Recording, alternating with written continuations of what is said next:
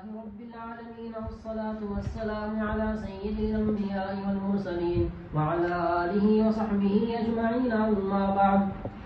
وبالسند المتصل منا إلى الشيخ الإمام الهمام الحافظ الحجة أبي عيسى محمد بن عيسى بن سورة الترمذي رحمه الله تعالى أنه قال: باب ما جاء في الوضوء من الريح. وبه قال حدثنا قتيبة وهناد قال حدثنا وكيع عن شعبة عن سهيل بن أبي صالح عن أبيه عن أبي هريرة رضي الله تعالى عنه وعنهم أن رسول الله صلى الله عليه وسلم قال: لا وضوء إلا من صوت أو ريح. قال أبو عيسى: هذا حديث حسن صحيح. وبه قال حدثنا قتيبة قال حدثنا عبد العزيز بن محمد عن سهيل بن أبي صالح عن أبيه عن أبي هريرة رضي الله تعالى عنه وعنهم أن رسول الله صلى الله عليه وسلم قال: إذا كان أحدكم في المسجد فوجد ريحا بين أنيتيه فلا يخرج حتى يسمع صوتا أو يجد ريحا.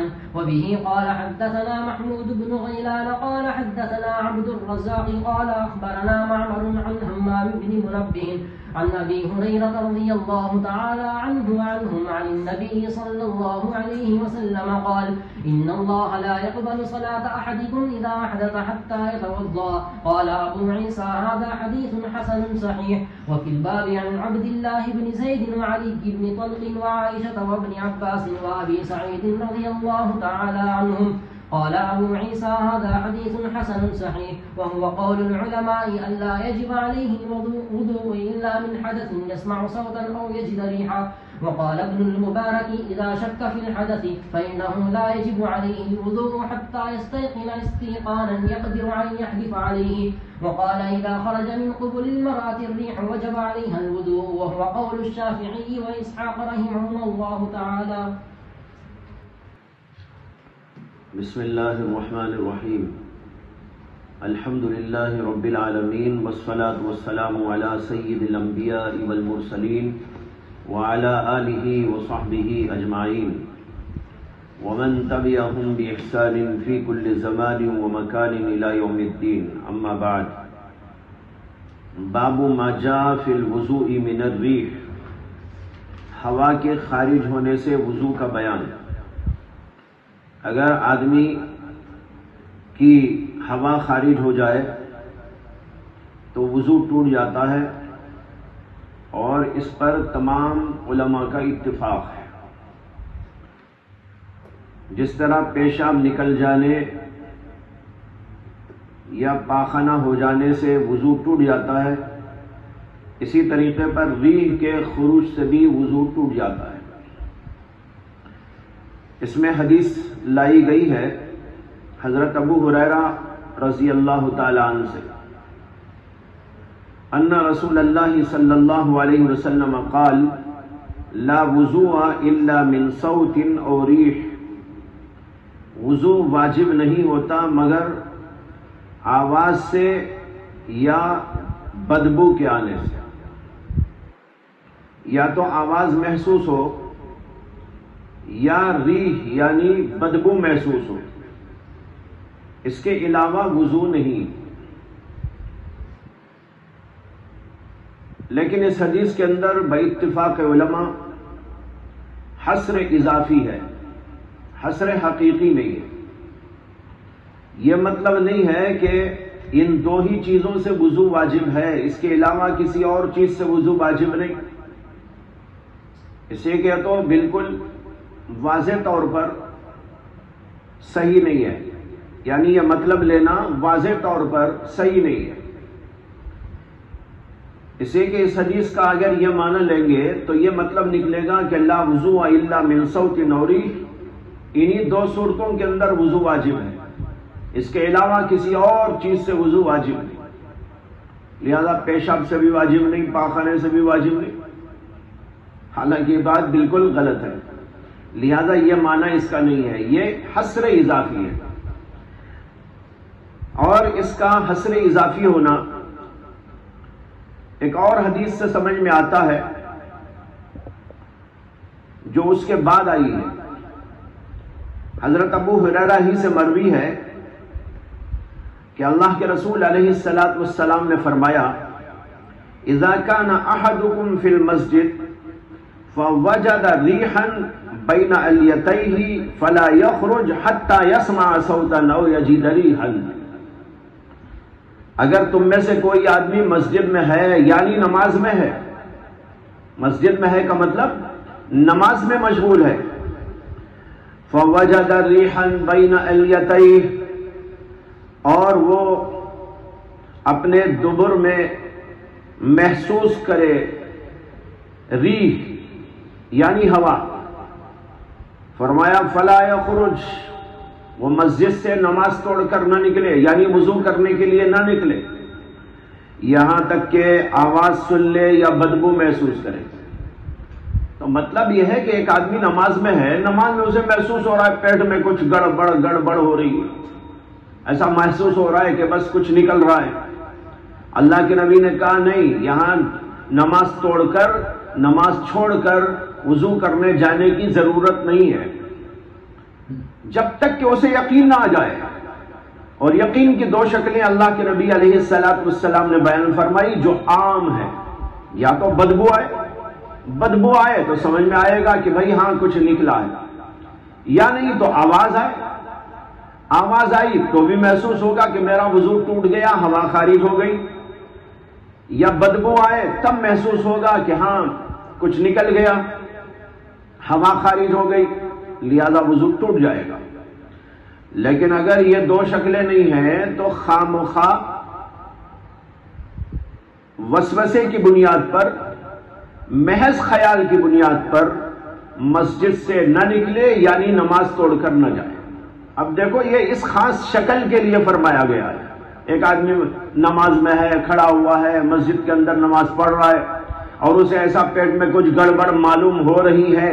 اللہ کے نبی کہہ رہے ہیں ایسی صورت کے اندر یہ دو ہی صورتیں ہیں کہ نہ آپ کو وضو کرنے کی جانے کی ضرورت ہے، نہیں تو جانے کی ضرورت نہیں. اس اعتبار سے یہ ہے لا وضو، وضو واجب نہیں ہوتا اس صورت کے اندر جو بیان کی گئی، مگر آواز محسوس ہو یا نہیں تو بدبو محسوس ہو تب جا کر اس کا وضو ٹوٹے گا. اور اگر یہ دو شکلیں نہیں ہیں تو خام و خواہی آدمی کو وسوسے کی بنیاد پر نماز نہیں توڑنا چاہیے. خلاصہ اس کا یہ ہے کہ جب تک یقین نہ ہو یا ظن غالب نہ ہو وضو ٹوٹنے کا، اس وقت تک وہ محض وسوسے کی بنیاد پر یہ نہ سمجھے کہ میرا وضو ٹوٹ گیا. یہیں سے علماء نے ایک اصول نکال لیا، اسی حدیث سے اصول یہ نکالا کہ اگر کسی آدمی کو وضو ہے پہلے سے تو وہ یعنی یقینی طور پر اس نے وضو کیا، اب اس کے بعد اس کو شک ہوا تو فرمایا الیقین لا یزول بالشک، جو یقین ہے پہلے سے وہ محض اس شک کی بنیاد پر دور نہیں ہو جائے گا، ختم نہیں ہو جائے گا. اس لیے اس آدمی کو وضو کرنے کی ضرورت نہیں، اس سے کہ وہ تو محض ایک وسوسہ ہے، خیال ہے، ایک شک ہے، اور شک کی بنیاد پر کوئی مسئلہ ثابت نہیں ہوتا. مسئلہ تو اس وقت میں آتا ہے جب کہ آدمی کو یقین ہو جائے، اور یقین کی دو شکلیں بیان فرمائی. اور اگر کسی آدمی کو اس کے علاوہ بھی یقین ہو جائے، اگر کسی آدمی کو ان دو شکلوں کے علاوہ بھی یقین کی کوئی شکل بن جائے تب بھی وضو ٹوٹ جائے گا. اس لیے اس کو جو کہا نا حسر اضافی ہے، یہ نہیں کہ بس انہی دو صورتوں سے ٹوٹتا ہے، عموماً یہ دو صورتیں ہوتی ہیں. لیکن کبھی ایسا بھی ہوتا ہے بدبو بھی نہیں آئی اور آواز بھی محسوس نہیں ہوئی، لیکن آپ کو یقین ہے کہ ہاں نکل گئی ہوا، تو بھی وضو ٹوٹ جائے گا. تو خلاصہ یہ ہے کہ یہ حسر اضافی ہے. جو عام شکل ہے وہ یہی تو ہے نا کہ آدمی کے بو محسوس ہو یا نہیں تو آواز آئے. اللہ کے نبی علیہ السلام نے اسی کو ارشاد فرمایا. کہتے ہیں وفی الباب عن عبداللہ بن زید وعلی بن طلق وعائشہ وابن عباس وابن مسعود وابی سعید الخدری رضی اللہ تعالی عنہم اجمعین. قال ابو عیسیٰ ھذا حدیث حسن صحیح. یہ جو حدیث آپ نے ابھی پڑھی ہے یہ حدیث حسن صحیح درجے کی ہے. وہوا قول العلماء اللہ یجب علیہ الوضوء الا من حدث، یہی تمام علماء کا قول ہے کہ وضو آدمی پر واجب نہیں ہوتا مگر حدث سے۔ حدث کیا؟ یسمع صوتا او یجد ریحا، لیکن یہاں بھی جو امام ترمذی نے کہا نا، یہ بھی حصر اضافی ہی ہے، ایک خاص شکل کے بارے میں بول رہے ہیں۔ اس خاص شکل کے اندر وضو واجب نہیں ہوتا مگر اس وقت جب کہ حدث ہو جائے، یعنی آواز محسوس ہونے لگے یا نہیں تو بدبو محسوس ہونے لگے۔ اب یہاں بھی یہ مطلب نہیں لینا چاہیے کہ وضو ان دو شکلوں کے علاوہ واجب نہیں ہوتا، لہذا پیشاب سے بھی واجب نہیں ہوتا، پاخانے سے بھی واجب نہیں ہوتا، یہ معنی اس کا نہیں ہے۔ اس لیے کلام کو جب سمجھا جائے تو کلام کو اس کے سیاق و سباق میں سمجھنا چاہیے کہ کس موقع کا، کس پس منظر میں، کن حالات میں یہ کلام کیا جا رہا ہے، ورنہ تو غلط فہمی کا بھی اندیشہ ہے۔ آگے ہے وقال عبداللہ ابن المبارک اذا شک فی الحدث فإنه لا يجب عليه الوضوء حتى يستيقن استيقانا يقدر ان يحلف عليه۔ اسی حدیث کی تشریح میں حضرت امام ابن المبارک رحمت اللہ علیہ کہتے ہیں کہ اگر کسی آدمی کو حدث کے ہونے میں شک پیدا ہو جائے فَإِنَّهُ لَا يَجِبُ عَلَيْهِ الْوُضُوء، محض شک کی وجہ سے اس کے اوپر واجب نہیں ہے وضو، یعنی پہلے سے وضو تھا، بعد میں وضو کے ٹوٹنے اور حدث کے پیش آنے میں شک ہو گیا، وضو ٹوٹا یا نہیں ٹوٹا۔ اسی طریقے پر یہ شک بھی ہے کہ قطرہ کہیں نکل نہ گیا ہو۔ اب یہاں تو ریح کی بات آئی، لیکن اس کے علاوہ بھی شکلیں بنتی ہیں، جیسے ایک آدمی کو پیشاب کا قطرہ نکلنے کا وسوسہ ہو گیا، خیال ہوا، شک ہوا، تو وہاں بھی یہی مسئلہ ہے کہ محض شک کی بنیاد پر وضو کرنے کی ضرورت نہیں، پہلے سے وضو ہونا یقینی ہے، بعد میں پیشاب کا قطرہ نکلا کہ نہ نکلا یہ تو محض ایک شک ہے، وہ شک کسی طرح دور ہو جائے اور یقین کی شکل بن جائے تو الگ بات ہے، لیکن محض اس بنیاد پر کہ شک ہو رہا ہے اس کا وضو نہیں ٹوٹتا۔ تو کہا فَإِنَّهُ لَا يَجِبُ عَلَيْهِ الْوُضُوءُ حَتَّى يَسْتَيْقِنَ اسْتِيقَانًا، یہاں تک کہ اس آدمی کو ایسا پکا یقین ہو جائے کہ اس کے اوپر وہ قسم اٹھانے کی طاقت رکھے، يَقْدِرَ أَن يَحْلِفَ عَلَيْهِ، یعنی وہ قسم بھی کھا سکتا ہو کہ میرا وضو ٹوٹ گیا، اتنا پکا یقین۔ تو ایسا پکا یقین ہو جائے تب وضو ٹوٹے گا، جا کر وضو کرے، لیکن اگر ایسا یقین نہیں ہے، میں شک ہو رہا ہے، شاید نکل گیا، شاید ہوا خارج ہو گئی، شاید قطرہ نکل گیا، پیٹ میں گڑبڑ ہو رہی ہے، اور یہ شیطان ہے نا، یہ سب کچھ کرتا رہتا ہے، آدمی کے دل دماغ میں اس طرح کے وسوسے ڈالتا رہتا ہے۔ آپ نے وہ حدیث پہلے پڑھ لی تھی کہ ایک شیطان ہے جو وضو پہ ہی مسلط کر کے رکھا گیا ہے، یعنی شیطان نے اس کو یہ ڈیوٹی دی ہے کہ وہ لوگوں کو بس وسوسوں میں مبتلا کرتا رہے، تو وہ اس طرح کے وسوسوں میں ڈالتا رہتا ہے۔ بعض حدیثوں سے یہ معلوم ہوتا ہے کہ شیطان انسان کی مقعد میں پھونک مار دیتا ہے، وہ نماز میں کھڑا ہوا ہے، یہ آ کے پھونک مار دیا، وہ پھونک مارنے کی وجہ سے اندر گڑبڑ معلوم ہو رہی ہے اور آدمی پریشان۔ اب وہ وضو کرنے کے لیے جائے گا یا کم سے کم جو ہے پریشانی میں مبتلا ہو جائے گا۔ جب آدمی یہ پریشانی میں مبتلا ہوتا ہے تو شیطان تالیاں مار مار کے ہنستا ہے کہ دیکھو میں نے کیا کیا اس کے ساتھ۔ اس لیے ہمیں پریشان ہونے کی ضرورت کیا؟ اللہ کے نبی علیہ السلام نے اس کا توڑ بتا دیا، اللہ کے نبی علیہ السلام نے اس کی ہنسی کو ماتم میں تبدیل کرنے کا اصول بتا دیا۔ تم کیا کرو، بس اپنی جگہ کھڑے رہو، شک میں مبتلا نہ ہو، پریشانی میں مبتلا نہ ہو، جب آپ پریشان ہی نہ ہوں گے تو وہ کیا ہوگا؟ خوشی منانے کی جگہ ماتم منائے گا. ارے میں تو اس کو پریشان کرنا چاہ رہا تھا، یہ تو پریشان ہوا ہی. تو اللہ کے نبی علیہ السلام کی احادیث میں شیطان کے اس فریب اور مکر کو باطل کرنے کی تدبیر بتائی گئی کہ محض شک کی بنیاد پر پریشانی میں مبتلا ہونے کی ضرورت نہیں. تو علامہ ابن المبارک رحمۃ اللہ علیہ کہتے ہیں اذا شک فی الحدث فانه لا يجب عليه الوضوء حتى يستيقن استيقانا يقدر ان يحلف عليه. وقال، اور انہوں نے یوں بھی فرمایا اذا خرج من قبل المرأة الريح وجب عليها الوضوء وهو قول الشافعي واسحاق. ایک دوسرا مسئلہ ہے، وہ یہ ہے کہ اگر عورت کی قبل سے یعنی شرمگاہ سے ہوا نکلے تو اس سے وضو واجب ہے یا نہیں؟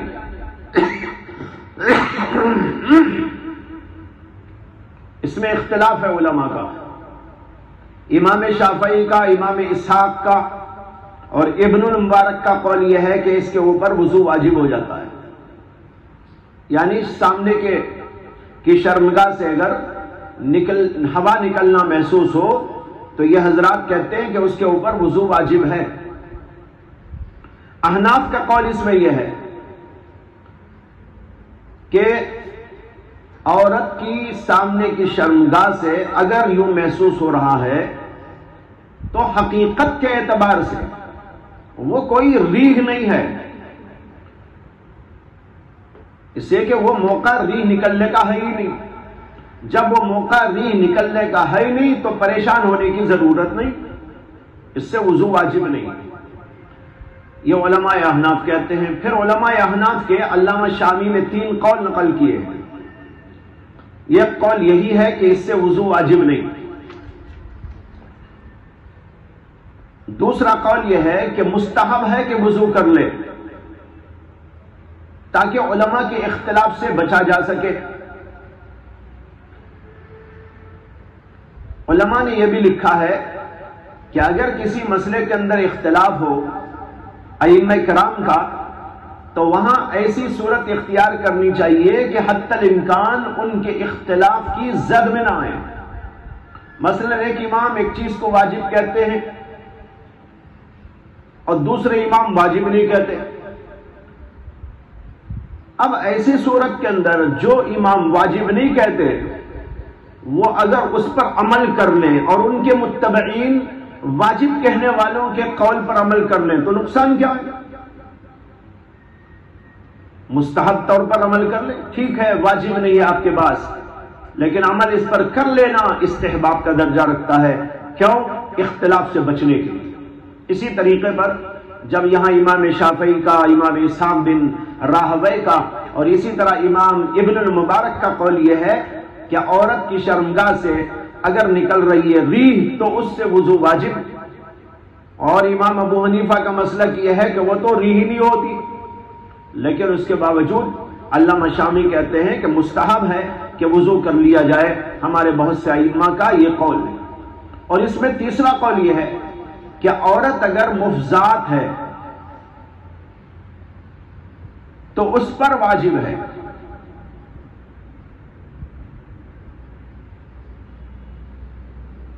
اور بعضوں نے اس میں بھی استحباب کا قول لکھا ہے.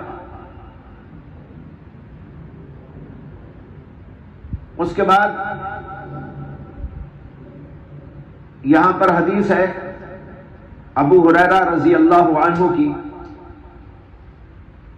قال رسول اللہ صلی اللہ علیہ وسلم ان اللہ لا يقبل صلاة احدکم اذا احدث حتى يتوضأ.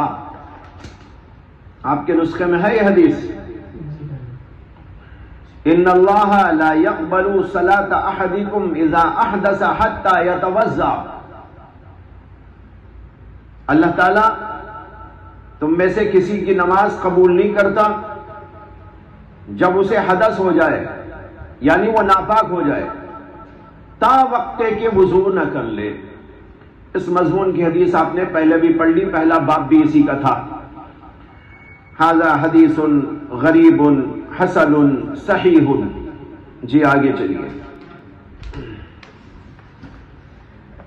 باب الوضوء من النوم. وبه قال حدثنا إسماعيل بن موسى وهناد ومحمد بن عبيد المحاربي والمعنى واحد.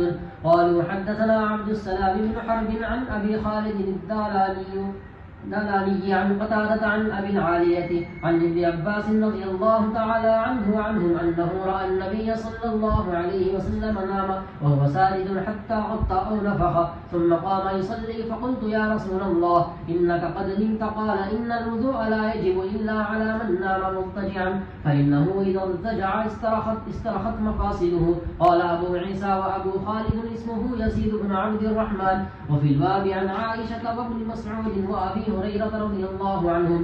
وبه قال حدثنا محمد بن بشار قال حدثنا يحيى بن سعيد عن شعبة عن قتادة عن أنس بن مالك رضي الله تعالى عنه وعنهم قال كان أصحاب رسول الله صلى الله عليه وسلم ينامون ثم يقومون فيصلون ولا يتوضؤون.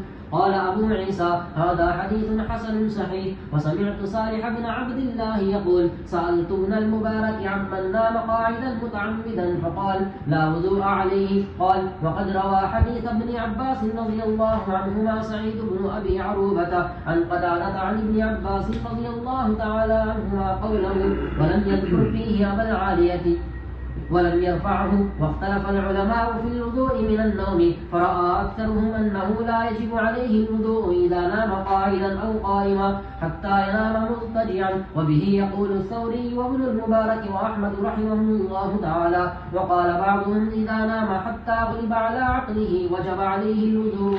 وبه يقول إسحاق رحمه الله تعالى. وقال الشافعي رحمه الله تعالى من نام قاعدا فرأى رؤيا أو زالت مقعدته لوصل النوم فعليه الوضوء. باب ما جاء في الوضوء من النوم. سو جانے سے وضو واجب ہے یا نہیں، یہ مسئلہ ہے جو اس باب کے اندر پیش کرنا مقصود ہے. اس سلسلے میں امام ترمذی رحمۃ اللہ علیہ نے پہلی حدیث بیان کی ہے حضرت سیدنا عبداللہ بن عباس رضی اللہ عنہ سے انہو رأى النبی صلی اللہ علیہ وسلم نام وهو ساجد حتى غطى او نفخ ثم قام يصلي فقلت يا رسول الله انك قد نمت. قال ان الوضوء لا يجب الا على من نام مضطجعا فانه اذا استجع استرخت مفاصله. ابن عباس رضی اللہ عنہ کہتے ہیں کہ انہوں نے رسول اللہ صلی اللہ علیہ وسلم کو ایک دفعہ دیکھا کہ آپ سجدے کی حالت میں سو گئے. نام وهو ساجد حتی غطى او نفخ، یہاں تک کہ آپ کے خراٹے نکلنے لگے، اس طرح خراٹے نکلنے لگے. ثم قام یصلی، پھر اس کے بعد آپ کھڑے ہو کے نماز پڑھنے لگے. یعنی وضو آپ نے نہیں کیا، اسی نماز کو آپ نے کنٹینیو کیا. فقلت یا رسول اللہ انک قد نمت، میں نے عرض کیا کہ یا رسول اللہ آپ تو سو گئے تھے. یعنی مطلب یہ ہے کہ جب آپ سو گئے تھے تو وضو ٹوٹ گیا، لیکن آپ نے وضو نہیں کیا. تو آپ نے کہا ان الوضوء لا يجب الا على من نام مضطجعا، وضو تو واجب نہیں ہوتا مگر اس آدمی پر جو کہ لیٹ کر سو جائے. فإنه إذا استجع استرخت مفاصله، کیونکہ جو آدمی لیٹ کے سو جاتا ہے اس کے اعضاء ڈھیلے ہو جاتے ہیں، اس کے اعضاء ڈھیلے پڑ جاتے ہیں. مفاصل جوڑوں کو کہتے ہیں، اصل ترجمہ تو اس کا جوڑ مراد ہے اعضاء. جوڑ ڈھیلے پڑ گئے یعنی اعضاء ڈھیلے پڑ گئے. جب آدمی سو جاتا ہے، لیٹ کر سو جاتا ہے، تو سارے اعضاء ڈھیلے ہو جاتے ہیں. ہاتھ پیر سب یعنی بے قابو ہو جاتا ہے۔ اس کا حاصل اور خلاصہ یہ ہے کہ جب آدمی لیٹ کر سوتا ہے اس کے اعضاء ڈھیلے پڑ جاتے ہیں، یعنی وہ بے قابو ہو جاتا ہے، نہ اس کا ہاتھ اس کے قبضے میں، نہ اس کے پیر اس کے قبضے میں، نہ اس کا سر اس کے قبضے میں، کچھ اس کے قبضے میں نہیں ہے۔ تو لہذا ایسی صورت کے اندر وضو ٹوٹ جائے گا، اگر ایسی صورت نہیں ہے تو وضو نہیں ٹوٹتا۔ یہ ہے اس حدیث کا حاصل۔ اس حدیث میں ایک سوال ہے، وہ یہ ہے کہ بعض احادیث کے اندر آتا ہے کہ رسول اکرم صلی اللہ علیہ وسلم نے ارشاد فرمایا کہ انبیاء اکرام علیہ السلام سوتے ہیں تو ان کا وضو نہیں ٹوٹتا۔ ایک دفعہ اللہ کے نبی علیہ السلام گھر میں سو گئے اور خراٹے نکلنے لگے۔ پھر کچھ دیر کے بعد حضرت سیدنا بلال حبشی رضی اللہ عنہ فجر کی نماز کے لیے بلانے آئے۔ اللہ کے نبی علیہ السلام بیدار ہوئے اور سیدھے مسجد گئے اور نماز پڑھا دی۔ حضرت عائشہ صدیقہ رضی اللہ عنہا نے یہ منظر دیکھا تو واپسی پر اللہ کے نبی علیہ السلام سے پوچھا کہ یا رسول اللہ، آپ تو سو گئے تھے لیکن آپ نے بلا وضو نماز پڑھا دی۔ اس پر نبی اکرم صلی اللہ علیہ وسلم نے ارشاد فرمایا کہ ہم معاشر انبیاء وہ ہیں جن کی آنکھیں سوتی ہیں، دل نہیں سوتے۔ آنکھ سو جاتی ہے یعنی آنکھ بند ہو گئی جیسے آدمی سو رہا ہے، لیکن ان کا دل نہیں سوتا، ان کا دل تو اللہ کی یاد میں رہتا ہے۔ ان کا دل سونے کے وقت بھی اللہ تبارک و تعالیٰ کی معرفت میں مشغول رہتا ہے، تو لہذا اس سے وضو نہیں ٹوٹتا۔ تو یہ خاص ہے نبی اکرم صلی اللہ علیہ وسلم کے ساتھ اور انبیاء اکرام علیہ السلام کے ساتھ۔ چنانچہ واقعہ اس کی دلیل ہے اور آپ کا یہ ارشاد بھی اس کی واضح دلیل ہے کہ انبیاء اکرام علیہ السلام کی آنکھیں سوتی ہیں، ان کا دل نہیں سوتا۔ اس پر بعض لوگوں کو یہ اشکال ہوا کہ ایک حدیث میں آتا ہے اور وہ آگے چل کے آنے والی ہے کہ ایک سفر کے موقع پر اللہ کے نبی علیہ السلام رات میں جگہ پر پڑاؤ ڈالتے ہیں، حضرات صحابہ آپ کے ساتھ میں ہیں، اور پھر سارے صحابہ تھکے ہارے سونے کی کوشش کرتے ہیں۔ اللہ کے نبی علیہ السلام پوچھتے ہیں کہ تم میں کون ہے جو ہم کو جگائے گا اور ہماری رکھوالی کرے گا؟ حضرت سیدنا بلال حبشی رضی اللہ عنہ کہتے ہیں کہ یا رسول اللہ، میں جاگتا رہوں گا اور میں بیدار کروں گا۔ سارے صحابہ سو جاتے ہیں، اللہ کے رسول بھی سو جاتے ہیں، اور حضرت بلال اپنا اونٹ بٹھا کر اسے ٹیک لگا کے ایسا بیٹھ جاتے ہیں۔ وہ بھی تھکے آ رہے تھے تو نیند کا غلبہ ان پر بھی آئے اور وہ بھی سو گئے، اور ایسا سوئے کہ فجر کا وقت نکل کر سورج کی شعاعیں نکل آئی۔ سورج کی شعاعیں پڑی تو سب سے پہلے اللہ کے نبی علیہ السلام جاگے اور آپ نے دیکھا کہ فجر ہو گئی ہے۔ ادھر دیکھا تو حضرت بلال بھی مست سو رہے۔ آپ نے پکارا یا بلال یا بلال، وہ گھبرا کے اٹھے، دیکھا تو عجیب کیفیت ہے۔ اللہ کے نبی علیہ السلام سے عرض کیا کہ یا رسول اللہ، جس ذات نے آپ کو سلا دیا اسی نے مجھے بھی سلا دیا۔ یہ گویا عذر بھی تھا، عذر پیش کیا اس پیار بھرے اور ادب بھرے لب و لہجے کے اندر۔ تو بہرحال اللہ کے نبی علیہ السلام کو یہاں نیند لگ گئی۔ اب سوال یہ ہے، جب آپ کا دل نہیں سوتا تو پھر اللہ کے نبی علیہ السلام وقت پہ جاگ کیوں نہیں اٹھے؟ یہ سوال ہے۔ اس کا جواب یہ ہے کہ وقت دیکھنا معلوم کرنا آنکھوں کا کام ہے، دل کا کام نہیں ہے۔ سورج نکلا کہ نہیں نکلا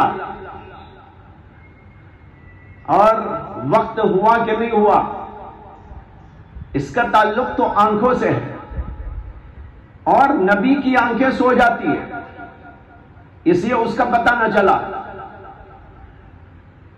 باقی اللہ کے نبی کا قلب اللہ میں مشغول وہ الگ بات ہے. اس لیے اس حدیث کی بنیاد پر اشکال نہیں کیا جا سکتا. بہرحال یہ بتانا تھا کہ ایک دفعہ اللہ کے نبی علیہ السلام سو گئے. یہاں یہ واقعہ پیش آیا. حضرت ابن عباس رضی اللہ عنہ کہتے ہیں کہ میں نے عرض کیا کہ یا رسول اللہ آپ تو سو گئے تھے.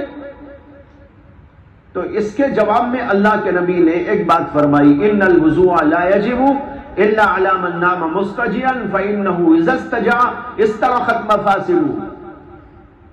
سوال یہ پیدا ہوتا ہے کہ اللہ کے نبی علیہ السلام نے وہی جواب کیوں نہ دیا جو حضرت عائشہ صدیقہ کو دیا تھا. اسے کہ یہاں بھی اللہ کے نبی سو گئے تھے جیسے وہاں بھی اللہ کے نبی سوئے تھے. اور جب حضرت عائشہ نے پوچھا تو آپ نے اس کے جواب کے اندر کہا کہ انبیاء کی آنکھیں سوتی ہیں, دل نہیں سوتا. لیکن یہاں جواب یہ دیا کہ بھائی میں جو سویا تو اس میں لیٹ کر نہیں سویا, میں تو سجدے میں سویا تھا. سجدے کی حالت میں اور لیٹ کے سونے میں فرق ہے. وضو اس وقت میں ٹوٹتا ہے جب آدمی لیٹ کے سوتا ہے, اس لیے کہ لیٹ کر سو جانے سے اعضاء ڈھیلے پڑ جاتے ہیں, جوڑ بے قابو ہو جاتے ہیں اور وہاں پر ریح کے نکلنے کا اندیشہ ہوتا ہے. اس لیے وہاں تو وضو ٹوٹتا ہے, یہاں وضو نہیں ٹوٹتا. اب اس سے بظاہر ایسا لگتا ہے کہ اللہ کے نبی علیہ السلام بھی لیٹ کے سو جاتے تو آپ کا وضو ٹوٹ جاتا. اب گویا تعارض معلوم ہوتا ہے اس حدیث میں اور اس حدیث میں. اس کا جواب یہ ہے کہ نہیں, اللہ کے نبی علیہ السلام کی آنکھیں سوتی تھی, دل نہیں سوتا تھا, چاہے آپ لیٹ کر سو جائے. اب رہا یہ کہ اللہ کے نبی نے وہ جواب یہاں کیوں نہیں دیا. اس کی وجہ دراصل یہ ہے کہ اگر اللہ کے نبی علیہ السلام یہ کہتے کہ میرا وضو نہیں ٹوٹا اس لیے کہ میرا وضو نہیں ٹوٹتا سونے سے, تو لوگوں کو مسئلہ معلوم نہ ہوتا کہ کب نیند کے لگنے سے وضو ٹوٹتی ہے اور کبھی نہیں. یہ کیا اصول ہے وضو کے ٹوٹنے اور نہ ٹوٹنے کا؟ کون سی صورت کے اندر وضو ناقض ہوتا ہے, کون سی صورت کے اندر وضو ناقض نہیں ہوتا؟ یہ بات معلوم کرنا تھا, یہ بات معلوم کرانی تھی. اسی اللہ کے نبی علیہ السلام نے یہاں پر بطور مسئلہ ذکر کر دیا. یہ اپنا مسئلہ نہیں بتایا بلکہ سارے لوگوں کے لیے مسئلہ بتایا کہ اگر کوئی آدمی لیٹ کر سوتا ہے تو اس کا وضو ٹوٹتا ہے, اور اگر سجدے کی حالت میں سو جاتا ہے تو اس کا وضو نہیں ٹوٹتا. اگر یہاں پر وہی بات کہتے تو بات تو ہو جاتی, لیکن مسئلہ معلوم نہ ہوتا کہ نیند سے وضو ٹوٹتا ہے یا نہیں ٹوٹتا. یہ مسئلہ معلوم نہ ہوتا, اس لیے اللہ کے نبی علیہ السلام نے اس کا جواب یہاں پر ارشاد فرمایا.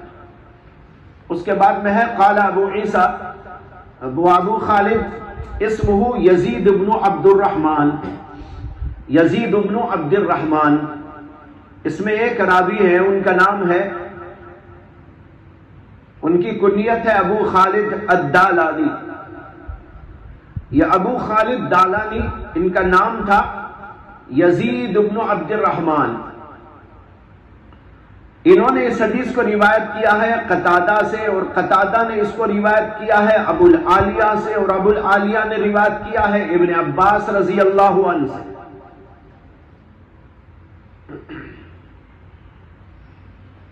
امام ترمذی نے اس حدیث پر کوئی کلام نہیں کیا,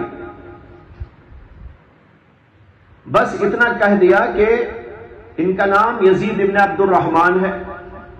اور آگے چل کر ایک بات کہی انہوں نے, قال ابو عیسیٰ وقد روا حدیث ابن عباس سعید ابن ابی عروبہ عن قتادہ عن ابن عباس رضی اللہ عنہ قولہ ولم یذکر فیہ ابا العالیہ.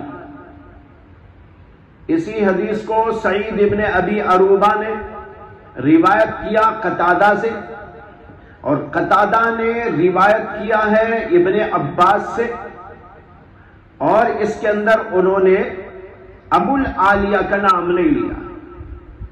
اوپر تو ہے ابو العالیہ. قتادہ نے روایت کیا ابو العالیہ سے اور ابو العالیہ نے روایت کیا ہے ابن عباس رضی اللہ عنہ سے.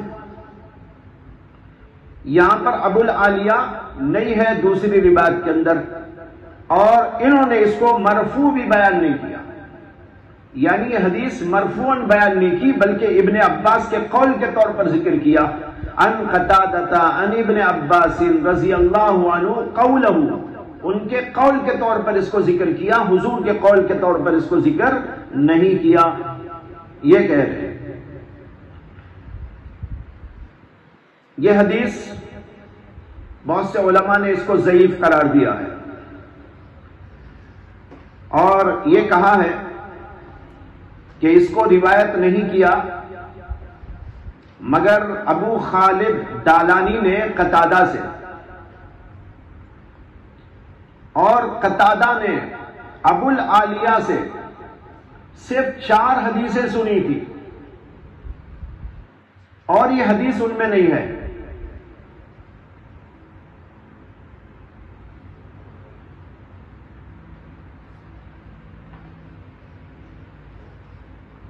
جب یہ حدیث ان کے اندر نہیں ہے تو اس کا مطلب یہ ہوا کہ انہوں نے بیچ میں کوئی راوی چھوڑ دیا ہے، اس لیے حدیث ضعیف ہو گئی، منقطع ہو گئی. بات سمجھ میں آئی؟ اس حدیث کو ابو خالد دالانی نے روایت کیا ہے قتادہ سے، اور قتادہ روایت کر رہے ہیں اس میں ابو العالیہ سے. حالانکہ محدثین نے تصریح کر دی ہے کہ قتادہ نے ابو العالیہ سے صرف 4 حدیثیں سنی ہیں اور یہ حدیث ان میں نہیں ہے. جب یہ حدیث ان میں نہیں ہے تو قتادہ نے یہ حدیث ابو العالیہ سے نہیں سنی، تو بیچ میں کوئی راوی ہوگا اور وہ راوی پتہ نہیں، جس کو ابو خالد دالانی نے چھوڑ دیا. لہذا یہ روایت منقطع ہے. اور بعض علماء نے ابو خالد دالانی کے ضعف کا بھی ذکر کیا ہے.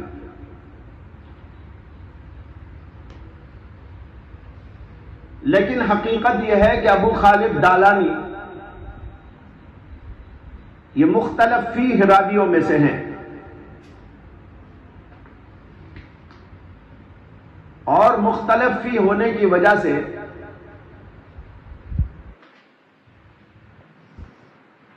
روات حسان میں ان کو شمار کیا جا سکتا ہے.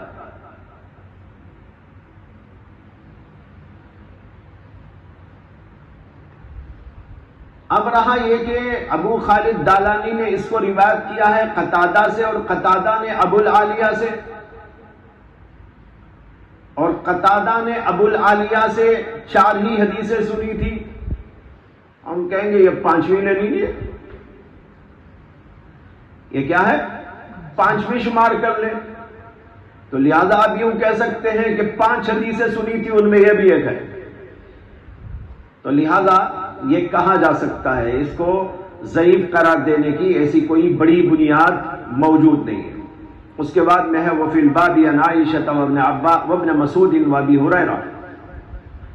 اس باب میں حضرت عائشہ صدیقہ سے اور عبداللہ بن مسعود اور ابو ہریرہ سے بھی روایات ہیں. اس کے بعد دوسری حدیث لائے ہیں حضرت انس بن مالک سے. کان اصحاب رسول اللہ صلی اللہ علیہ وسلم ینامون ثم یقومون فیصلون ولا یتوضؤون. ھذا حدیث حسن صحیح. یہ حدیث حسن صحیح درجے کی ہے، اور اس حدیث کو امام مسلم نے بھی روایت کیا ہے. اس میں ہے کان اصحاب رسول اللہ صلی اللہ علیہ وسلم ینامون. حضرات صحابہ سو جاتے تھے اور پھر کھڑے ہو کر نماز پڑھ لیتے تھے اور وضو نہیں کرتے تھے. اور بعض روایات میں آتا ہے کہ حضرت انس بن مالک ہی نے فرمایا کہ حضرات صحابہ کرام بیٹھے ہوئے جھولتے رہتے تھے حتی تخفق رؤوسہم، یہاں تک کہ ان کے سر جھومتے رہتے اور گھومتے رہتے، یعنی نیند کی وجہ سے. اور ایک روایت میں انہوں نے کہا کہ بعض لوگ ان میں سے اپنے پہلو پر لیٹ جاتے تھے، ینامون علی جنبہم، اپنے پہلو پر لیٹ جاتے تھے، یعنی جو ہے زمین پہ لیٹ کے سو جاتے تھے۔ تو اب دیکھیے ایک روایت یہ ہے کہ سو جاتے تھے اور پھر کھڑے ہو کر نماز پڑھتے تھے، اور ایک روایت میں آتا ہے کہ بیٹھے بیٹھے سوتے تھے اور ان کے سر گھومتے رہتے اور جھولتے رہتے تھے، اور ایک روایت یہ بتا رہی ہے کہ وہ زمین پر اپنے پہلوؤں پر لیٹ جاتے تھے۔ یہ سب اس سلسلے میں روایات واقع ہوئی۔ آگے ہے ھذا حدیث حسن صحیح، یہ حدیث حسن صحیح ہے۔ وسمعت صالح بن عبد الله يقول سألت عبد الله بن المبارك أمن نام قائدا معتمدا فقال لا وضوء عليه۔ امام ترمذی کہتے ہیں کہ میں نے صالح بن عبداللہ سے سنا، وہ کہتے تھے کہ میں نے عبداللہ بن مبارک سے سوال کیا اس آدمی کے بارے میں جو بیٹھے بیٹھے ٹیک لگا کے سو جائے، بیٹھے بیٹھے ٹیک لگا کے سو جائے، نام قائدن معتمدن، معتمدن ٹیک لگا کر، قائدن بیٹھ کر، انہوں نے کہا لا وضو علیہ، بیٹھ کر سو جائے ٹیک لگا کے تو اس کے اوپر وضو واجب نہیں۔ امام ترمذی کا وہ قول اب آیا ہے جو اوپر میں نے ذکر کر دیا۔ قال ابو عیسیٰ وقد روا حدیث ابن عباس سعید بن ابی عروبۃ عن قتادۃ عن ابن عباس قوله ولم يذكر فيه ابا العالیہ ولم يرفعه۔ اس کے بعد کہتے ہیں واختلف العلماء فی الوضوء من النوم، یہاں سے مسئلہ بیان کیا ہے امام ترمذی رحمۃ اللہ علیہ نے کہ وضو نیند سے ٹوٹ جاتا ہے کہ نہیں، یہ مسئلہ اختلافی ہے۔ امام نووی نے شرح مسلم میں اس سلسلے میں علماء کے 8 اقوال ذکر کیے۔ نیل الاوتار میں شوکانی نے انہی کے حوالے سے اس کا تذکرہ کیا ہے، اسی طرح اور لوگوں نے بھی اس کے اندر متعدد اقوال ذکر کیے، لیکن ان اقوال میں سے 3 اقوال ذکر کرتا ہوں اس لیے کہ وہ سارے اقوال انہی 3 اقوال کی طرف راجع ہیں۔ جیسے کہ ملا علی قاری رحمۃ اللہ علیہ نے مرقات کے اندر فرمایا کہ اس میں 8 اقوال ہیں، لیکن وہ 8 اقوال 3 اقوال کی طرف راجع ہو جاتے ہیں۔ وہ 3 اقوال کیا ہیں؟ نمبر 1، پہلا قول یہ ہے کہ نیند مطلقاً ناقض وضو نہیں ہے، کسی بھی حال میں سو جائے۔ یہی قول حضرت ابو موسیٰ اشعری، سعید بن المسیب، ابی مجلس،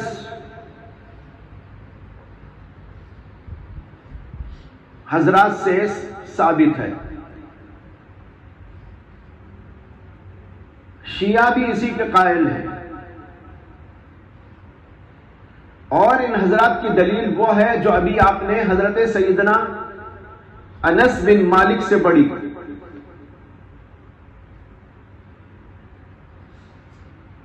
انہوں نے کہا کان اصحاب رسول اللہ صلی اللہ علیہ وسلم ینامون ثم یقومون فیصلون ولا یتوضؤون، صحابہ سو جاتے تھے اور پھر کھڑے ہو کے نماز پڑھتے تھے اور وضو نہیں کرتے۔ اور جیسے کہ میں نے کہا بعض روایات کے اندر یہ بھی آیا ہے کہ اپنے پہلوؤں پر لیٹ کر سو جاتے تھے۔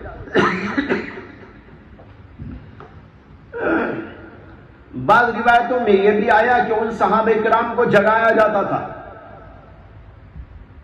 ہلا ہلا کر بیدار کیا جاتا تھا، یہ بھی ہے روایت۔ ان ساری روایات سے اس قول والوں نے استدلال کیا ہے کہ نیند کیسی بھی ہو، بیٹھ کر سوئیں یا لیٹ کر سوئیں، نیند گہری ہو، یہاں تک کہ خراٹے نکل رہے ہوں، ہر صورت کے اندر یہ ہے کہ وضو نہیں۔ یہ روایت جو ابھی آپ کو سنائی، ایک تو امام ترمذی نے اس کو روایت کیا ہے، ابو داؤد نے روایت کیا ہے، امام مسلم نے روایت کیا ہے۔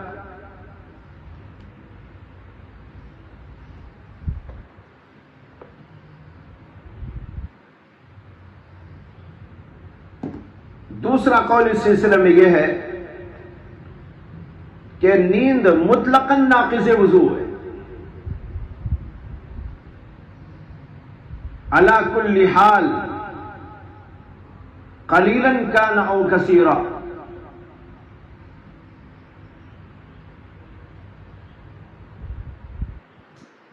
امام نووی نے اس قول کو حسن بصری کا اور مزنی کا اور ابو عبید قاسم بن سلام کا اور اسحاق بن راہوے کا قرار دیا ہے۔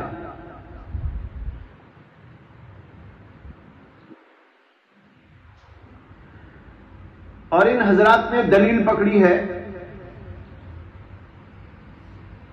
حضرت صفوان بن عسال رضی اللہ عنہ کی حدیث سے کہ رسول اکرم صلی اللہ علیہ وسلم نے ارشاد فرمایا کہ اگر سفر کی حالت میں ہو تو ہم اپنے موزے نہ اتاریں 3 دن 3 رات تک، مگر جنابت کی وجہ سے نکال دیں، لیکن غائط یا بول یا نوم اس کی وجہ سے نکالنے کی ضرورت نہیں، بلکہ صرف وضو کریں اور مسح کرتے جائیں۔ حدیث کے الفاظ یہ ہیں، صفوان بن عسال نے کہا کان رسول اللہ صلی اللہ علیہ وسلم یأمرنا اذا كنا سفرا الا ننزع خفافنا 3 ایام ولياليهن الا من جنابة ولكن من غائط وبول ونوم۔ اس میں 2 استثناء ہیں۔ ایک تو یہ فرمایا کہ ہمیں اللہ کے نبی حکم دیتے تھے کہ ہم سفر کی حالت میں 3 دن 3 رات تک موزوں کو نہ اتاریں بلکہ موزوں پر مسح کرتے جائیں، اور یہ حدیث اس بات کی دلیل ہے کہ موزوں پر مسح حالت سفر کے اندر 3 دن 3 رات تک جائز ہے۔ اس کے بعد میں الا من جنابت، مگر جنابت میں نہیں، یعنی اگر کسی کو جنابت لاحق ہو جائے اور اسے غسل کرنا پڑے تو اسے موزے اتارنے پڑیں گے۔ غسل کی حالت میں موزے پہن لے کر غسل کرے گا تو غسل نہیں ہوگا، یہ ہے الا من جنابت۔ آگے کا لیکن غائط سے نکالنے کی ضرورت نہیں، اور بول سے نکالنے کی ضرورت نہیں، نوم سے نکالنے کی ضرورت نہیں۔ اب دیکھو یہاں پر اللہ کے نبی کہہ رہے ہیں 3 وجہ سے موزوں کو نکالنے کی ضرورت نہیں ہے، بلکہ صرف وضو کر لینے اور موزے پر مسح کر لینا کافی ہے۔ پیشاب پاخانہ اور نیند، پیشاب پاخانے کو نیند کے ساتھ میں رکھنے کا مطلب یہی تو ہوا نا کہ وہ ناقض ہے، جیسے پیشاب ناقض وضو ہے۔ ہاں موزے اتارنے کی ضرورت نہیں، وضو کرنا ہے موزوں پہ مسح کرنا ہے۔ غائط پاخانہ اس کا بھی وہی حکم، اور تیسری چیز اس کے اندر بیان فرمائی نوم۔ معلوم ہوا کہ نوم سے بھی وضو ٹوٹتا ہے اور اس کی وجہ سے موزے نکالنے کی ضرورت نہیں ہے بلکہ مسح کر لینا کافی ہے۔ یہ دلیل ہے ان حضرات کی جو یہ کہتے ہیں کہ نیند مطلقاً ناقض ہے، اس لیے کہ اس کے اندر اللہ کے نبی علیہ السلام نے کوئی قید نہیں لگائی، بغیر کسی قید کے نوم کو ناقص قرار دیا۔ جیسے پیشاب میں کوئی قید نہیں، کم نکلے زیادہ نکلے، بیٹھ کے نکلے کھڑے ہو کے نکلے سو کے نکلے، اسی طریقے پر نوم کے اندر بھی کوئی قید نہیں کہ جس طرح بھی ہو نوم، وہ کہتے ہیں کہ اس سے وضو ٹوٹ جاتا ہے۔ دوسری دلیل ان حضرات کی یہ ہے کہ حضرت علی کرم اللہ تعالی وجہہ نے ارشاد فرمایا، یہ جو ابھی صفوان بن عسال کی حدیث ذکر کی اس کو امام ترمذی نے، نسائی نے احمد نے روایت کیا ہے اور امام ترمذی نے اس کو صحیح قرار دیا.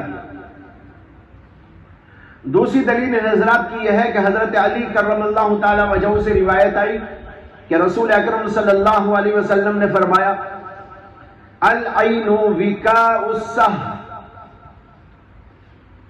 فمن نام فلیتوضا. آنکھیں مقعد کا ڈھکن ہے. وکاء السہ مقعد کا ڈھاکنا ہے، ڈھکن ہے. وکا کہتے ہیں ڈھکن کو. آنکھ ڈھکن ہے کا مطلب یہ ہے کہ جب تک آنکھ کھلی ہوئی ہے آدمی بیدار ہے، گویا کہ ڈھکن لگا ہوا ہے، باہر کچھ نہیں نکلے گا، نکلے تو معلوم ہو جائے گا. سمجھ میں آیا؟ العین وکاء السہ. جب آنکھ کھلی رہے گی یعنی بیدار رہے گا. آنکھ سے مراد یہاں بیداری، بیداری کی حالت کے اندر آنکھ کھلی رہتی ہے. تو جب بیداری کی حالت ہوگی تو اس کا نتیجہ یہ ہوگا کہ ڈھکن لگا ہوا ہوگا، بے خبری میں کچھ نکل نہیں جائے گا، نکلے گا تو پتہ چل جائے گا، اور جب پتہ چل جائے گا تو جو معلوم ہوگا اس کے مطابق عمل کرے گا. بہرحال وہ کنٹرول میں رہے گا. یہ مطلب ہے وکاء السہ. جب آنکھ کھلی رہتی ہے، بیدار رہتی ہے، آدمی بیدار رہتا ہے تو مقعد کے اوپر کنٹرول رہتا ہے. اسی آگے کہا فمن نام فلیتوضا. جو آدمی سو جائے اس کو چاہیے کہ وہ وضو کرے. یہ حضرات کہتے ہیں کہ اس کے اندر بھی کوئی قید نہیں ہے، بلکہ آپ نے کہا کہ من ناما، جو بھی سو جائے. اب سونے کی حالت سجدے کی ہو، لیٹنے کی ہو، بیٹھنے کی ہو یا کھڑے ہو کر سونے کی ہو، ہر صورت کے اندر وضو ٹوٹ جائے. اس کو امام احمد اور ابو داؤد اور ابن ماجہ نے روایت کی.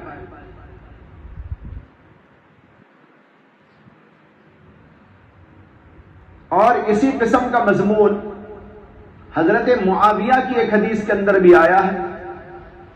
وہ کہتے ہیں قال رسول اللہ صلی اللہ علیہ وسلم العین وکاء السہ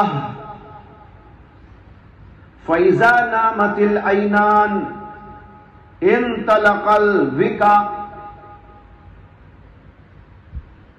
آنکھیں مقعد کا ڈھکن ہے. جب آنکھیں سو جاتی ہیں تو ڈھکن ڈھیلا پڑ جاتا ہے. جب سو جاتا ہے آدمی تو ڈھکن ڈھیلا ہو جاتا ہے، کیا نکل رہا ہے کیا نہیں نکل رہا ہے پتہ نہیں چلتا. یہ حدیث بھی ان حضرات کی دلیل ہے جو کہتے ہیں کہ سو جانا مطلق ناقض وضو ہے. یہ حدیث امام احمد اور دارقطنی نے روایت کی.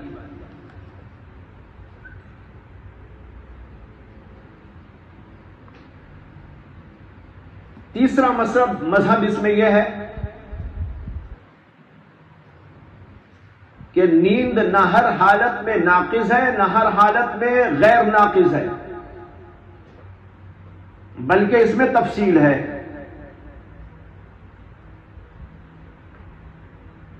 تھوڑی نیند ناقض نہیں، زیادہ نیند ناقض ہے. بعضوں نے کثیر اور قلیل کی جگہ لفظ استعمال کیا ہے گہری نیند. گہری نیند وضو کو توڑ دیتی ہے اور جو ہلکی پھلکی ہو وہ وضو کو نہیں توڑتی. اس کے لیے الفاظ آتے ہیں ثقیل اور خفیف. ثقیل نوم ہے وضو ٹوٹ جائے اور خفیف نیند ہے تو اس سے وضو نہ ٹوٹے.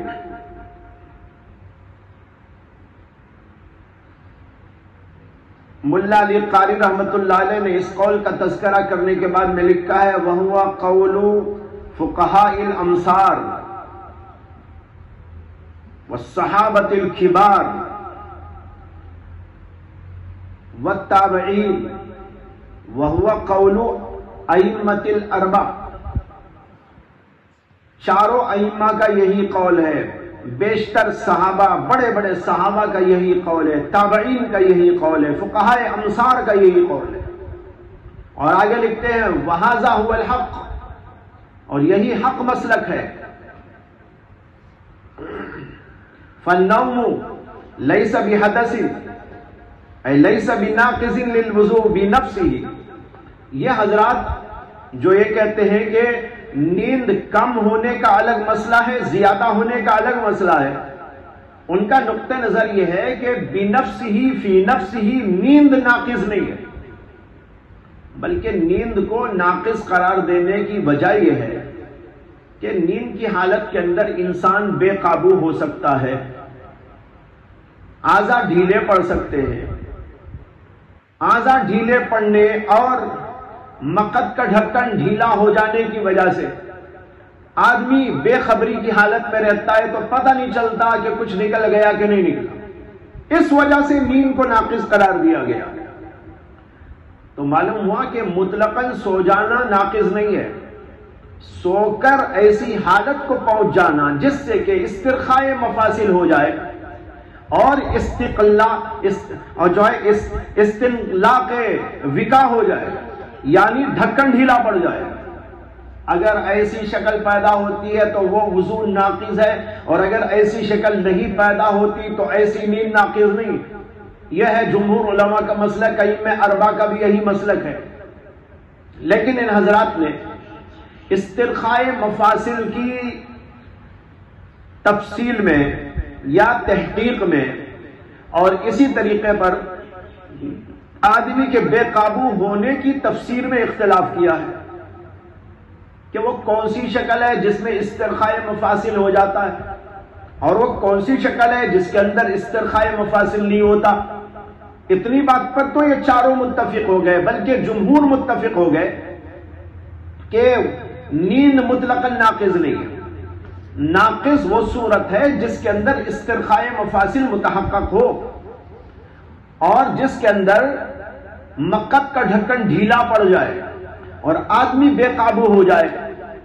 لیکن بے قابو کب ہوتا ہے، کون سی شکل میں ہوتا ہے، کون سی شکل میں نہیں ہوتا، اس میں اختلاف ہے۔ اس سلسلے میں علماء احناف یہ کہتے ہیں کہ نوم اگر حالت نماز پر ہے، ہیئت صلاۃ پر،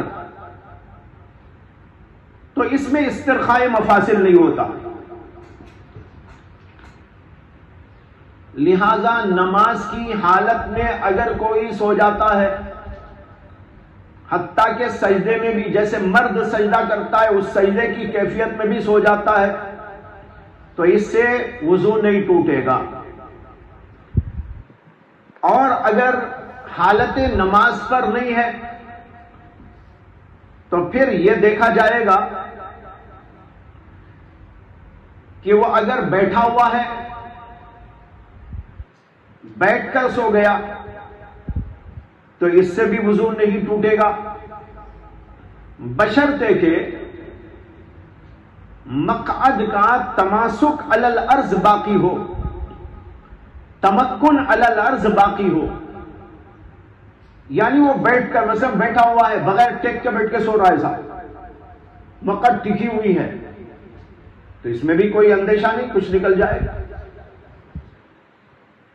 اور اگر وہ ٹیک لگا کے بیٹھا ہے، بیٹھا ہے لیکن ٹیک لگا کے بیٹھا ہے، تو اس سلسلے میں علماء احناف کے دو قول ہیں۔ صاحب ہدایہ نے قدوری کی اتباع میں اس بات کا ذکر کیا ہے کہ اگر ٹیک لگا کر بیٹھ کر ٹیک لگا کے سو گیا اور اس طرح سویا کہ اگر ٹیک کو ہٹا لیا جائے تو وہ گر جائے گا، تو اس سے وضو ٹوٹ جائے گا۔ یعنی بیٹھ کر سونے کی حالت میں بھی اگر ٹیک لگا کر سویا اور اتنا گہرا سویا ہے کہ اگر ٹیک کو ہٹا لیں تو وہ گر جائے گا بے قابو ہو کر، تو اس صورت کے اندر اس کا وضو ٹوٹ جائے گا۔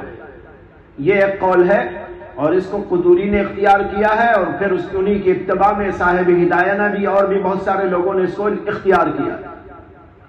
لیکن اس سلسلے کا دوسرا قول یہ ہے کہ اگر ٹیک لگا کر بیٹھ کر سویا لیکن مقعد اپنی جگہ پر متمکن ہے، یعنی اچھی طرح، جیسے میں بیٹھا ہوا ہوں ایسا بیٹھ کے سو گیا، جیسے کبھی کاروں میں سو جاتے ہیں، بسوں میں بیٹھے بیٹھے سو جاتے ہیں، مقعد اپنی جگہ پر ٹکی ہوئی، اگر اس طرح سو جائیں تو دوسرا قول احناف کا اس سلسلے میں یہ ہے کہ اس سے وضو نہیں ٹوٹتا۔ صاحب نور الایضاح نے اسی کو اختیار کیا ہے اور اس پر فتوے کا ذکر بھی کیا ہے، اور علامہ عینی نے ہدایہ کی شرح البنایہ میں اس کو اختیار بھی کیا ہے، اور اس قول کے اوپر فتویٰ ہونے کا تذکرہ کرتے ہوئے کئی اکابرین کا تذکرہ کیا ہے۔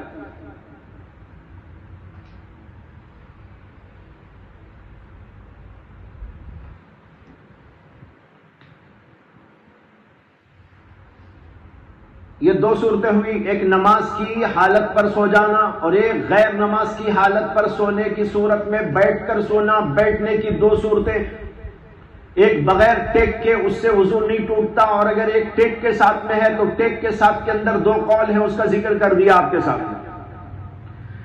اور پھر اس کے بعد اور ایک صورت یہ ہے کہ آدمی لیٹ کے سو جائے،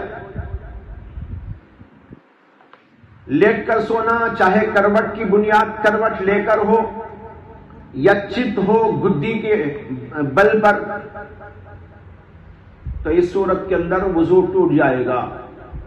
اسے کہ یہ تو استرخاء مفاصل کے لیے بالکل واضح بات ہے، اس میں استرخاء مفاصل ہو جاتا ہے۔ یہ ہیں تین شکلیں اور ان کے الگ الگ احکام علماء احناف کے نزدیک۔ امام شافعی رحمۃ اللہ علیہ نے بھی اس سلسلے میں اسی قسم کی باتیں ارشاد فرمائی ہیں۔ حاصل اس کا بھی یہی ہے کہ اگر اس طرح کی نیند ہے جس سے کہ آدمی بے قابو نہیں ہوتا تو اس صورت کے اندر اس کا وضو نہیں ٹوٹتا، اور اگر بے قابو ہو کر سو جاتا ہے تو اس کی وجہ سے وضو ٹوٹ جاتا ہے۔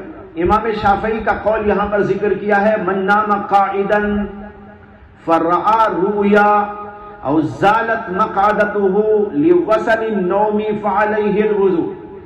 اگر کوئی آدمی بیٹھ کر سویا اور بیٹھ کر سوتے سوتے خواب نظر آیا اسے، فرآ رؤیا او زالت مقعدته لغسل النوم، یا نیند کے غلبے کی وجہ سے اس کی مقعد زائل ہو گئی، یعنی پڑ گیا، ایسا بیٹھ کے سو رہا تھا، نیند کا اتنا غلبہ آیا کہ بس یوں پڑ گیا، اس سے بھی وضو ٹوٹ جائے گا۔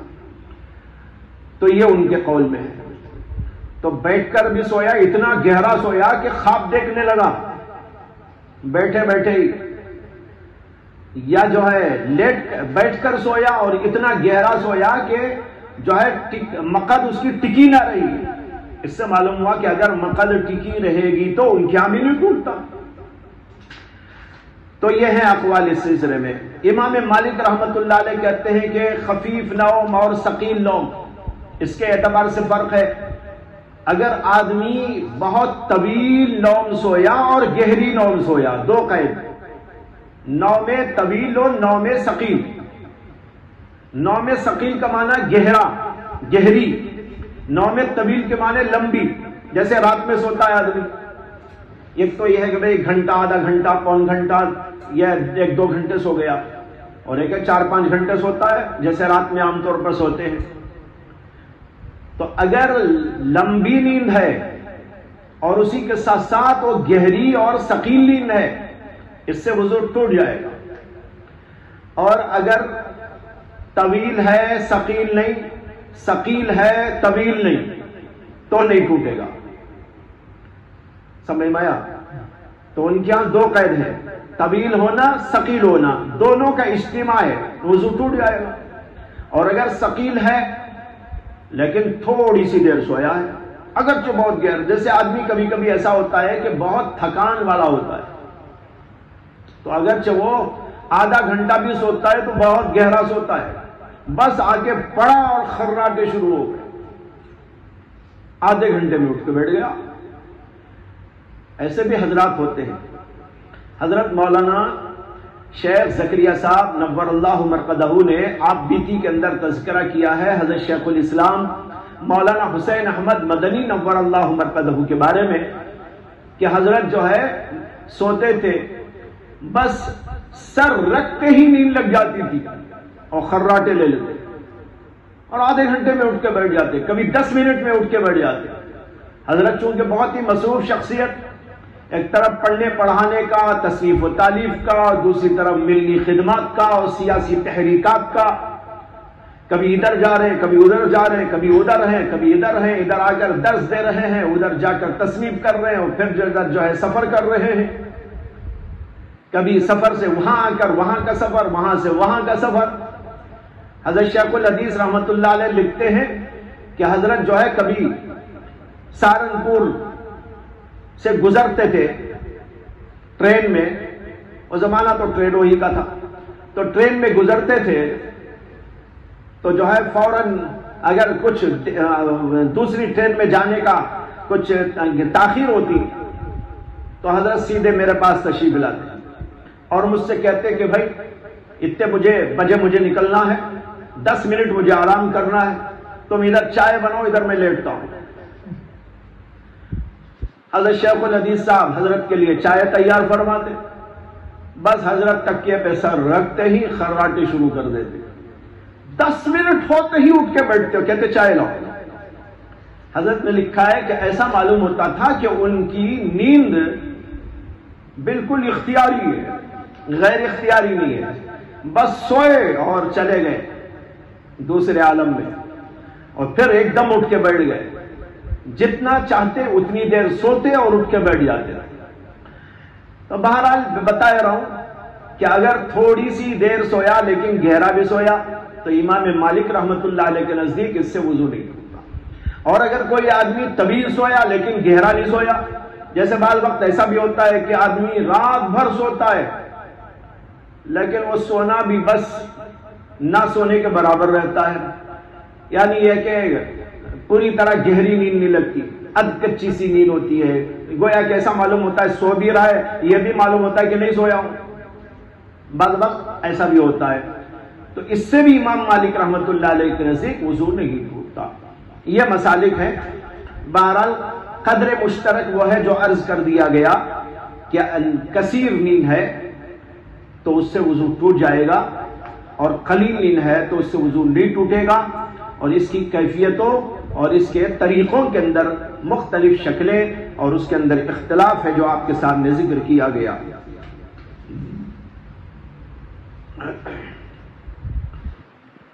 ہمارے علماء نے استدلال کیا ہے، ایک تو حضرت علی رضی اللہ عنہ کی اس حدیث سے جو ابھی گزری،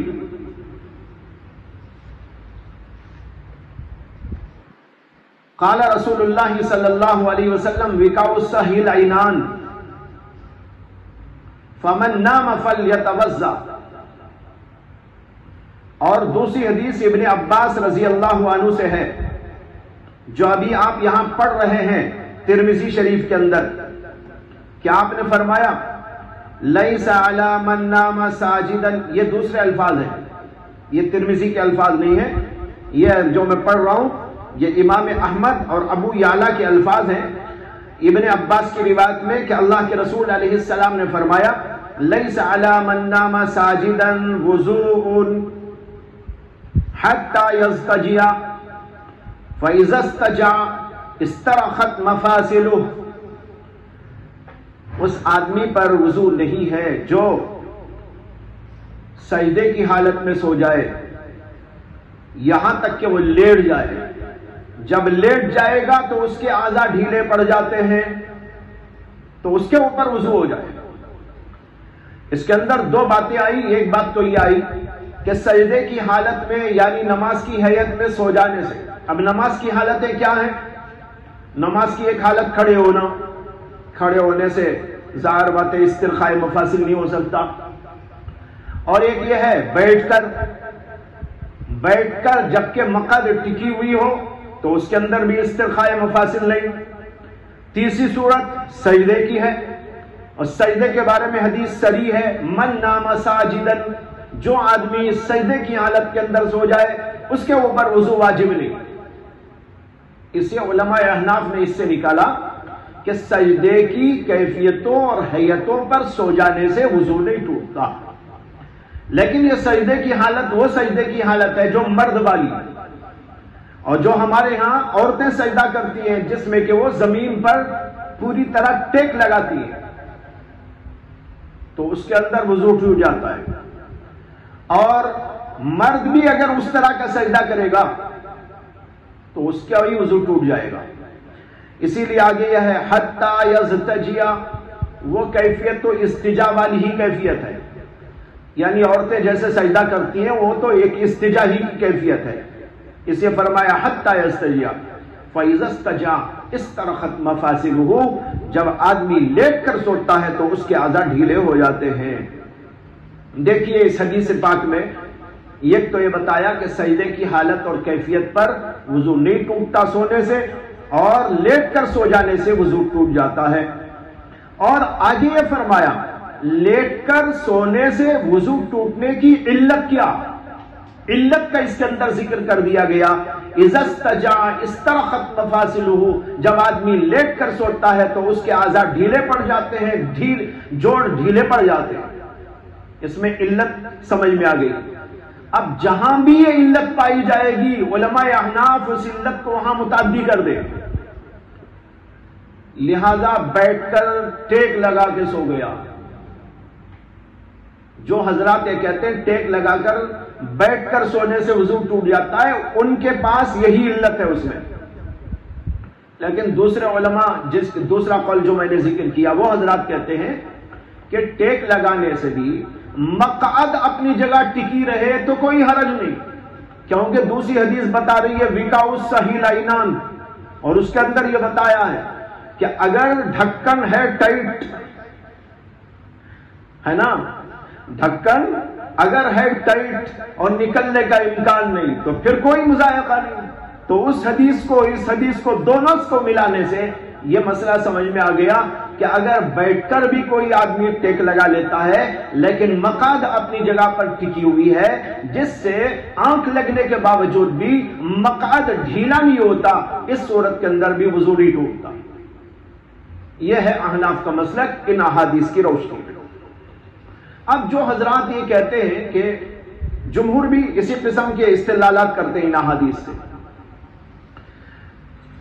اور جو حضرات یہ کہتے ہیں کہ مطلقاً وضو ٹوٹ جاتا ہے نیند سے، اور انہوں نے استدلال کیا ہے انہی احادیث سے وکاء الصحیح العینان، اور ایک وہ حدیث حضرت صفوان بن عسال رضی اللہ عنہ کی جس میں ولکن غائط او بول او نوم. اس کا جواب علماء جمہور نے یہ دیا ہے کہ وہاں پر جو اطلاق ہے وہ اطلاق دوسری احادیث میں آنے والی تشریحات سے مقید ہے. وہاں اطلاق تو ہے ولکن نوم، لیکن نوم سے کون سی نوم مراد ہے؟ وہ تو اشارہ ہے صرف. اور وکاء الصحیح العینان جو فرمایا گیا اس کے بعد من ناما، یہاں بھی من ناما سے مراد وہ صورتحال ہے جس کے اندر ڈھکن ڈھیلا ہو جائے، اور جس کے اندر ڈھکن ڈھیلا نہ ہو جائے وہ نوم مراد نہیں ہے. اسے کہ اوپر کے جملے اور اس جملے دونوں کو ملا کر مطلب سمجھنا چاہیے نا. اب جس صورت کے اندر ڈھکن ڈھیلا ہو جاتا ہے وہ استرخاء مفاصل کی صورت ہے یا اور کوئی ایسی صورت جس کے اندر آدمی بے قابو ہو جاتا ہے، تو لہذا بے قابو ہونے کی صورت میں وہ ہے، اور جہاں بے قابو نہیں ہو رہا ہے تو وہاں پر وہ حکم نہیں ہے. اس لیے وہ احادیث اگرچہ مطلق آئی ہو لیکن سیاق و سباق کے اعتبار سے اور دوسری احادیث کے اندر آئے ہوئے الفاظ کے پیش نظر اس کے اندر یہ قیدیں لگائی جائیں. اور جو حضرات یہ کہتے ہیں کہ نیند مطلقاً ناقص نہیں ہے، یہ تو ان کا جواب میں نے دیا جو کہتے ہیں نیند مطلقاً ناقص ہے. اور ایک طبقہ پہلے قول والوں کا وہ ہے جو کہتے ہیں کہ نیند مطلقاً ناقص ہی نہیں ہے، کتنا بھی سو جاؤ کیسا بھی سو جاؤ اس سے وضو میں کچھ فرق آنے والا نہیں. اور ان حضرات نے حضرت انس بن مالک کی حدیث سے استدلال کیا جس کا ذکر اوپر آیا ہے، اور بعض روایتوں میں آیا کہ صحابہ کرام سو جاتے تھے اور پھر اس کے بعد کھڑے ہو کر نماز پڑھ لیتے تھے اور وضو نہیں کرتے تھے، اور ایک روایت کے اندر آیا ہے کہ وہ بیٹھے بیٹھے سوتے تھے، ایک روایت کے اندر آیا ہے کہ اپنے پہلوؤں کے بل سو جاتے تھے۔ یہ سب روایات آئی ہیں۔ سب سے پہلے تو یہ سمجھنا چاہیے ان روایات کے بارے میں کہ حضرات صحابہ کرام جو سو جاتے تھے یہ عام طور پر عشاء میں واقعہ پیش آتا تھا۔ احادیث آپ پڑھیں گے، بخاری میں بھی پڑھیں گے، اور بخاری نے تو کئی جگہ پر ایسی احادیث ذکر کی ہیں۔ حضرات صحابہ حضور اقدس صلی اللہ علیہ وسلم کے انتظار میں بیٹھے رہتے تھے، اور اللہ کے نبی علیہ السلام کا معمول تھا کہ دیر سے آتے تھے عشاء کی نماز کے لیے، اور کبھی کبھی بہت تاخیر ہو جاتی، اور بعض روایتوں میں ہے کہ کبھی کبھی ثلث لیل گزر جاتی تو کبھی آدھی رات بھی گزر جاتی، حتی انتصف اللیل، یہاں تک کہ آدھی رات ہو گئی، اور ایک روایت میں ہے یہاں تک کہ عامت اللیل گزر گئی، ذہب عامت اللیل۔ اب ایسے سب روایات کے ساتھ یہ بات آئی ہے کہ حضور کے انتظار میں صحابہ بیٹھے ہوئے۔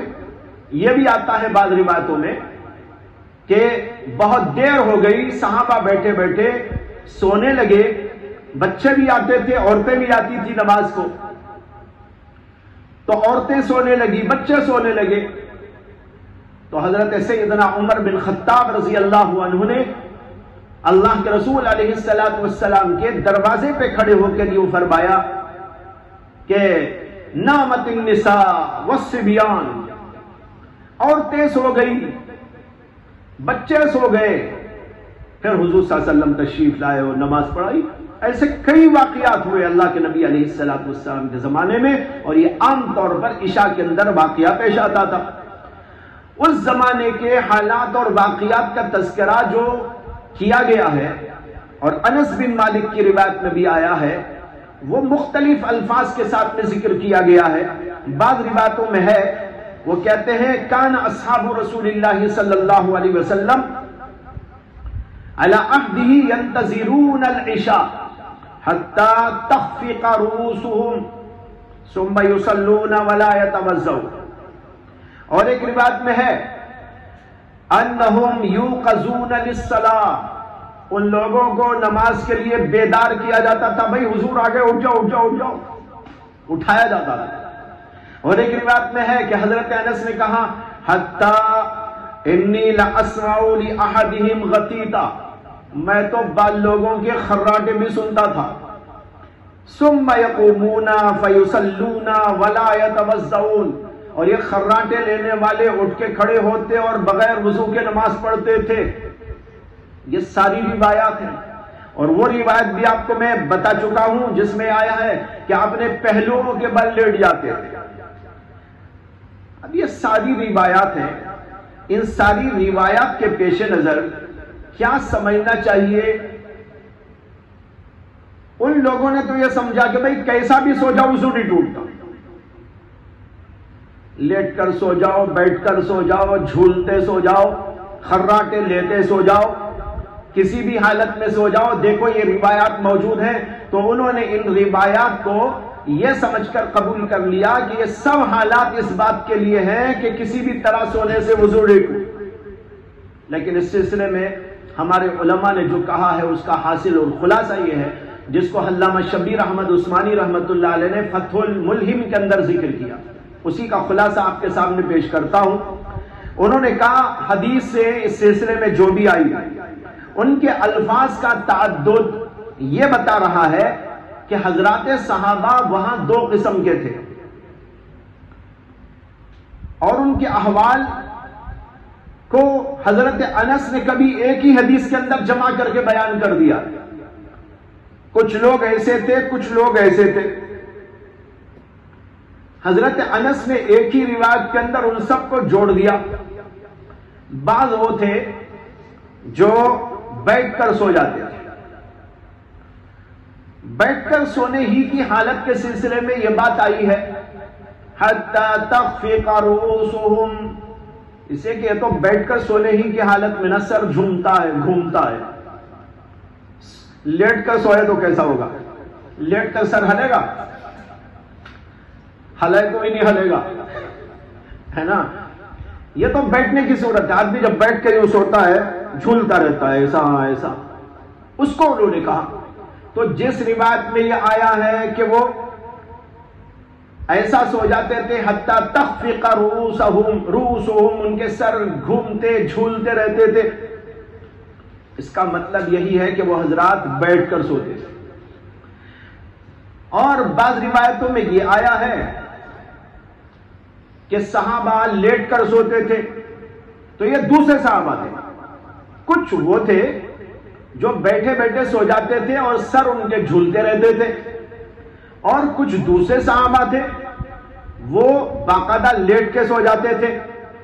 چنانچہ بزار کی روایت کے اندر یہ الفاظ آئے ہیں کہ وہ اپنے پہلوؤں پر زمین پر لیٹ جاتے تھے۔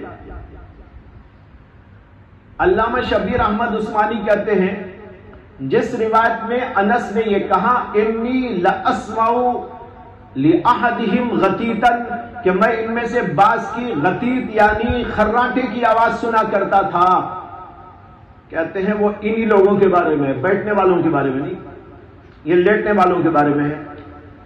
پھر لیٹنے والے بھی دو قسم کے تھے، ایک وہ جن کی نیند مستغرق ہوتی، ایک وہ جن کی نیند مستغرق نہیں ہوتی، دونوں قسم کے۔ اس سے کہ لیٹنے کی صورت میں بھی ہر آدمی ایسا نہیں سو جاتا، لیٹا رہتا ہے بس ایسا پڑا رہتا ہے، اور اتنا پڑھنے سے بھی کوئی کر لیتا ہے، لیکن نیند اسے پوری طرح اپنے قابو میں نہیں لے لیتی۔ اور ایک وہ ہوتے ہیں جو بے قابو ہو کر سو جاتے ہیں۔ علامہ شبیر احمد عثمانی کہتے ہیں کہ اس کی طرف اشارہ ہے بزار کی روایت میں کہ ایسے لوگوں کو جب اٹھایا جاتا تھا جو لیٹ کر سو جاتے تھے، تو بزار کی روایت میں ہے ان انس ان اصحاب رسول اللہ صلی اللہ علیہ وسلم كانوا يزعون جنوبهم فمنهم من يتوضأ ومنهم من لا يتوضأ۔ سمجھ میں آ رہی نا بات؟ دیکھیے صاف ہے بات۔ کہتے ہیں حضرت انس کے بعض لوگ سو جاتے تھے اپنے پہلوؤں کی بنیاد پر، پھر جب ان کو اٹھاتے تھے تو بعض وضو کرتے تھے بعض وضو نہیں کرتے تھے۔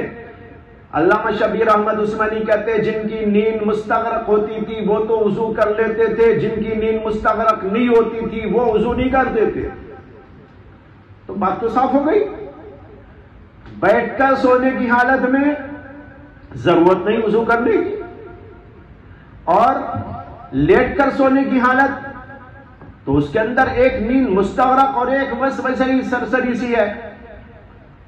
تو جب ان کو اٹھایا جاتا تھا تو ان کے اندر وضو کرنے والے بھی تھے، تو جو لوگ اس سے یہ استدلال کرتے ہیں کہ وضو نہیں ٹوٹتا تو ان کے لیے حجت ہے، ان کے خلاف یہ حجت ہے کہ اس کے اندر صراحتاً موجود ہے فَمِنْهُمْ مَن يَتَوَضَّأُ وَمِنْهُمْ مَن لَا يَتَوَضَّأُ۔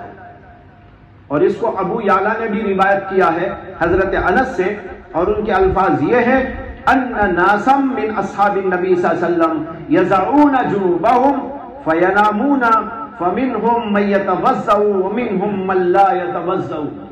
لہذا اس صورت کے اندر تمام روایات جمع ہو گئی، اختلاف ختم ہو گیا۔ تو لہذا جن روایتوں میں یہ ہے کہ وضو نہیں کرتے تھے تو وہ اس نیند پر محمول ہے جو بیٹھ کر ہوتی تھی، یا اس نیند پر محمول ہے جس کے اندر استغراق نہیں ہوتا تھا، اور جس کے اندر یہ آیا ہے کہ وہ وضو کرتے تھے وہ اس نیند کے بارے میں ہے جس کے اندر استغراق ہوا کرتا تھا۔ تو لہذا ساری روایتیں جمع ہو گئی۔ وآخر دعوانا الحمدللہ رب العالمین۔ امام ترمذی نے اخیر میں ذکر کیا ہے واختلف العلماء فی الوضوء من النوم فرأى اکثرهم الا یجب علیہ الوضوء اذا نام قاعدا او قائما حتى ينام مضطجعا۔ جمہور کا یہی قول ہے، اکثر لوگوں کا لیٹ کر سونے سے ہی یہی قول ہے، سفیان ثوری کا، ابن المبارک کا، احمد کا، امام ابو حنیفہ کا بھی یہی ہے جیسے کہ آپ نے سن لیا۔ وقال بعضهم اذا نام حتى غلب على ابنه وجب علیہ الوضوء۔ اور بعض علماء کہتے ہیں کہ ایسا سویا گہرا کہ جس سے کہ اس کی عقل ہی مغلوب ہو گئی، یعنی مطلب ہوش حواس باقی نہیں رہے، اس کے اتنا غالب ہو گہری نیند ہو گیا تو اس کے اوپر وضو واجب ہوتا ہے۔ یہی قول ہے اسحاق بن راہوے کا۔ اور امام شافعی نے کہا من نام قائدا فرعا رویا وزالت مقعدته لبسن النوم فعليه الوضوء۔